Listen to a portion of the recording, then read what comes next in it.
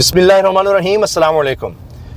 Trump की तरफ से अब मोहलत भी आ गई है। 3 हफ्ते की मोहलत का कहा गया है और अब डायनामिक्स चेंज होने जा रहे हैं, यकसर तब्दील होने जा रहे हैं। दूसरी तरफ पाकिस्तान में जो बड़ी मुलाकातें हुई हैं उनके असरात भी आपको आने वाले दिनों में नज़र आएंगे। कुछ खबरें भी हैं इसी हवाले से, वो भी आपसे शेयर करेंगे। फिर जनाब, क्यों कहा जा रहा है कि इमरान खान 100% कामयाब हो गया, और तारीख के हवालों के साथ, दलाइल के साथ ये बात की जा रही है। कितना वक्त इमरान खान से मांगा जा रहा है ये भी हम आपको बताएंगे। फिर इस्टेब्लिशमेंट का क्या पैगाम खान को पहुंचाया गया है, इस सब पर हमने बात करनी है।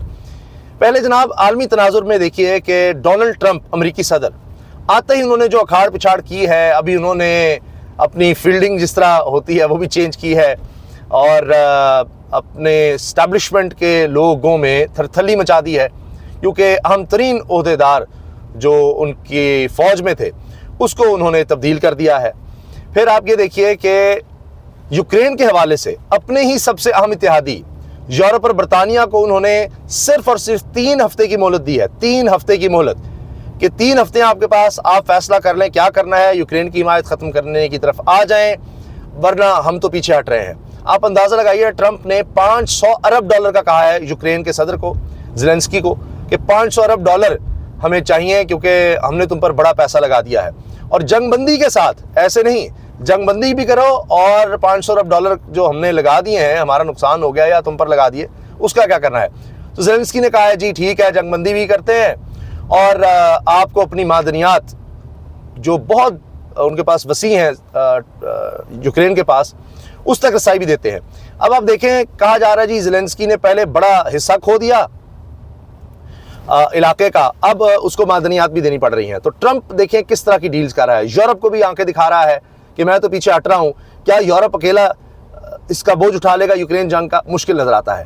फिर मैंने आपसे पहले ही अर्ज किया था कि इस वक्त इस सारे मामले पर नजर रखने वाले, अमरीकी इस्टेब्लिशमेंट को समझने वाले, अमरीकी एडमिनिस्ट्रेशन को समझने वाले, डोनाल्ड ट्रंप को समझने वाले तज्जियाकार, वो ये कह चुके हैं कि अब इसके बाद बारी है पाकिस्तान की और दीगर मामलात की। भारत के वज़ीर-ए-आज़म से डोनाल्ड ट्रंप मिल चुका, फ़लस्तीन के मामले पर वो मुआहिदा करवा चुका। अब 3 हफ्ते की मोहलत उसने दे दी है। कुछ जगहों पर ये कहा जा रहा है जी टाइम फ्रेम नहीं है, लेकिन कहा है जल्द से जल्द इस मामले को समेटो, और इन प्रिंसिपल तो ये रूस के साथ उसने मुआहिदा कर लिया ट्रंप ने कि जंग तो हमें बंद करनी है और रूस के साथ बेहतर तरीके से चलना है। और पाकिस्तान में रजीम चेंज किया गया था रूस का और यूक्रेन जंग का बहाना बनाकर, तो मैं उस पर तफसील से कुछ अर्सा पहले, 2-3 दिन पहले वीडियो में बात कर चुका हूं, तो उस पर हम लंबी बात नहीं करेंगे। सिर्फ इतना इशारा कि रजीम चेंज जिस वजह से हुआ था वो कहानी अब ख़त्म हो गई है, तो चीज़ें आपको रिवर्स होती हुई नज़र आएंगी, क्योंकि ट्रंप एडमिनिस्ट्रेशन ने भी, अमेरिका ने भी देखना है कि उस वक्त हमने क्या क्या किया। अब जब उस चीज़ को रिवर्स करना है, मेन को, तो बाकी चीज़ें तो फिर ऑटोमेटिकली दूसरी तरफ आएंगी। फिर मैंने आपसे अर्ज़ किया पिछली वीडियो में कि हुकूमत इस वक्त घबराई हुई है कि मार्च के अंदर बहुत कुछ हो सकता है अमेरिका की तरफ से भी और अब पाकिस्तान में भी। पाकिस्तान के बारे में मैं आपको बता दूं कि चीफ जस्टिस से जो मुलाकात हुई तहरीक इंसाफ के लोगों की, उसमें सबके सामने जो बात आ गई कि प्रेस कॉन्फ्रेंस की तहरीक इंसाफ ने कहा जी हमने अपने लोगों की रिहाई की बात की है कि उनके केसेस नहीं लगते, इंसानी हुकूक की पामालियाँ हो रही हैं, इमरान खान के साथ बदसलूकी हो रही है। अब खबर आई साथ ही कि 16 केसेस, 1, 2, 3 दर्जन नहीं, 16 केसेस इमरान खान के वो सुप्रीम कोर्ट में लग गए हैं। अब ये भी बहुत बड़ी इंडिकेशन होगी कि क्या होता है, क्योंकि निज़ाम इमरान खान से वक्त मांग रहा है, वक्त। तो कुछ लोग कुछ दो हो सकता है हो जाए, और ये जो होना है रमज़ान मुबारक के दौरान होना है, मार्च में होना है, क्योंकि अप्रैल में तहरीक इंसाफ ने कॉल दे दी है। और मैं आपसे अर्ज़ कर रहा हूँ कि पहले से ज़्यादा बड़ा एहतजाज होगा। डी चौक आने का फैसला अगर तहरीक इंसाफ के कारकुनों ने कर लिया, इमरान खान ने कॉल दे दी, तो उनको नहीं रोका जा सकेगा, जिस तरह पहले नहीं रोका जा सका। वहाँ जब पहुँच गए तो फिर 26 नवंबर को जो कुछ हुआ, गोलियाँ चली। अब बार बार ये कहा जा रहा है कि जी हम अब तैयारी के साथ आएंगे। इसके साथ जुनैद अकबर ने ये बात वाज़े तौर पर कह दी है कि इमरान खान को पहले कहा गया कि जी 3 साल दे दो हमें। अब उन्होंने, जुनैद अकबर ने ये बात की है कि 3 नहीं, अब 2 साल का कहा जा रहा है। और मेहर अब्बासी साहिबा के शो में दुनिया न्यूज़ पर जुनैद अकबर साहब ने ये बात वाज़े तौर पर बता दी है। लेकिन वो ये भी कह रहे हैं कि हमसे मांगा जा रहा है टाइम, लेकिन हम इस तरह की कोई कमिटमेंट करने को तैयार नहीं है जी हम इस निज़ाम को 2 साल दे दें। वो कह रहे हैं कि नहीं, हम इस तरह नहीं कर सकते। अब हबीब अकरम साहब की अगर आपने वो वीलॉग नहीं देखा, उनके वो जुमले नहीं सुने, तो वो ज़रूर सुनिए, आपने बहुत मिस कर दिया है। हबीब अकरम साहब पाकिस्तान के बड़े इस वक्त साफ़ियों में ही नहीं, वो दानिशरों में शामिल हैं, बहुत खूबसूरत लिखते हैं। उन्होंने पूरे किताबों के हवालों के साथ, तारीख़ के हवालों के साथ बताया है कि इमरान खान 100% कामयाब हो चुका, इमरान खान फतह याब हो चुका।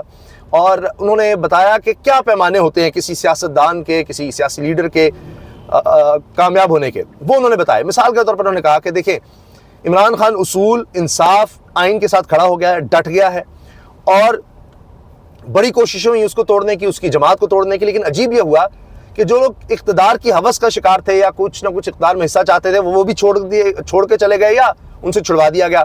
फिर अब भी अगर कोई शामिल होता है इसलिए कि इमरान खान के जरिए मैं मशहूर हो जाऊंगा, मेरी को बल्ले बल्ले हो जाएगी, वो खुद ब खुद कुदरती तौर पर छोड़कर चले जाते हैं, क्योंकि कोई मुश्किलात आती हैं, खुद से ही जनाब वो तथहीर का अमल हो जाता है, इस तरह की चीज़ें सामने आ जाती हैं। तो अब इमरान खान पहले से ज़्यादा मजबूत हो गया, उसकी जमात पहले से ज़्यादा मकबूल हो गई, पहले से ज़्यादा साफ़ सुथरी हो गई। ये सारे काम इमरान खान के साथ होते चले गए। तो अब उसका मजबूत होना सियासी तौर पर, समाजी तौर पर, लोगों के लिहाज से, वोटर के लिहाज से साबित हो गया सबसे मकबूल है, फरवरी के इलेक्शंस में साबित हो गया।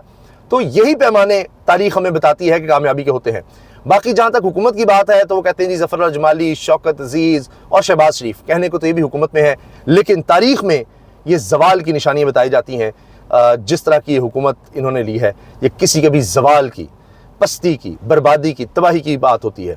और जो इमरान खान नज़र आ रहा है, जो रास्ता उसने अपना लिया है, उसी को तारीख़ हमेशा से कामयाबी करार दे चुकी है और इमरान खान कामयाब हो गया है। तो लिहाजा जनाब ये अब मामलात हो चुके हैं। बाकी आखिर में मैं आपसे अर्ज़ कर दूं कि जो मैंने आपसे शुरू में कहा था कि जो पैगाम है इस्टेब्लिशमेंट का, को क्या है, एक तो वक्त मांगा जा रहा है।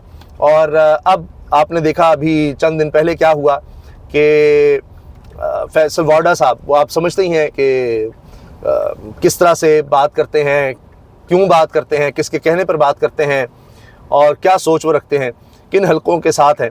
तो उन्होंने ये जब कहा कि ये सब इस वक्त जितने भी लोग इक़्तिदार में हैं ये गले सड़े बदबूदार और यानी ये उम्र रसीदा लोग चले हुए, इनसे कोई बेहतरी नहीं आ सकती। तो बार बार उनका ये कहना, और फिर कुछ अर्सा पहले भी उनका कहना जी इमरान खान की ज़िंदगी सबसे ज़्यादा कीमती है, इमरान खान हमारे लिए काबिल इज़्ज़त है, मैं उसके लिए सब कुछ करूँगा। तो ये जो अभी दोबारा उन्होंने ये काम शुरू किया, तो असल में बात यह है कि इस्टेब्लिशमेंट की तरफ से ये पैगाम है कि हमें थोड़ा सा वक्त दे दें, हम भी इनकी सपोर्ट नहीं करना चाहते। आप हमारे ऊपर जब इस तरह से सोशल मीडिया और बयानात के ज़रिए शुरू हो जाते हैं हमले करने, तो फिर मजबूरन हम इनके पीछे खड़े होते हैं। और ये हमें भी पता है कि इनकी वजह से हमारी बदनामी हो रही है, ना हम इनको सपोर्ट करना चाहते हैं, हम सपोर्ट इनसे हटाना चाहते हैं। लेकिन आप हमें कोई रास्ता तो दें। तो थोड़ा सा रास्ता मांगा जा रहा है, फिर हम सब कुछ ठीक कर देंगे, आपकी रिहाई भी हो जाएगी, सारा कुछ हो जाएगा, लेकिन थोड़ा सा तो हमें स्पेस तो दें। मगर अब ये इमरान खान है कि वो इस तरह की कोई स्पेस नहीं दे रहे। वो चंद साल का वक्त छोड़िए, वो चंद महीने भी नहीं दे रहे। वो उसूलों, आइन पर, कानून पर डट गए हैं कि या तो फ्री एंड फेयर इलेक्शंस करवाए जाएं, या फिर जो भी मैंडेट था, क्योंकि अब इतना वो गंद डाल दिया गया है कि वो बड़ा मुश्किल हो गया है, सारा कुछ कैसे रिवर्स करें, या वो फिर फरवरी इलेक्शंस के मुताबिक हर चीज़ को रिवर्स किया जाए।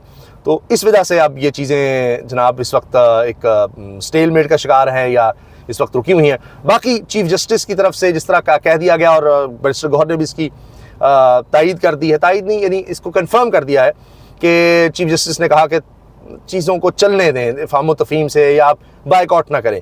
तो आप ये देख लीजिए, निज़ाम इमरान खान से सिर्फ़ और सिर्फ अब वक्त चाह रहा है, थोड़ा सा वक्त दे दिया जाए।